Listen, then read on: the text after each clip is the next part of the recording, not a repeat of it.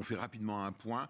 Ces deux couloirs, on ne peut pas appeler ça des couloirs, disons des zones. Regardez, tout d'abord, ce que l'on sait, à peu près ce que l'on sait sur la trajectoire de l'avion, vous allez le voir, c'est en rouge, vous voyez, il a quitté Kuala Lumpur, 40 minutes de vol, il a Igari, qui est un point de contrôle. Là, il annonce qu'il quitte la fréquence et il passe sur l'autre, toc, il coupe tout, plus de communication radio, plus de transpondeurs. Et là, vous voyez, il fait demi-tour, il descend, il repasse sur la Malaisie, remonte. Et là, deux possibilités. Il va soit vers le nord, on va y revenir, soit il va vers, si vous voulez, le sud-ouest. Voilà, c'est pour ça qu'on parle de deux trajectoires. Alors regardons maintenant sur une autre carte ce que ça peut donner, c'est-à-dire les zones dans lesquelles on peut chercher l'avion, c'est fonction du carburant qu'il a. Il aurait assez de carburant pour voler 7 heures, ce qui ferait que, grosso modo, tout se passe dans un cercle de 3500 à 4000 km. Vous voyez, c'est énorme. Avec une zone vers le nord, comme ils l'ont dit, qui veut aller jusqu'en Inde, jusqu'au Kurdistan, Pakistan,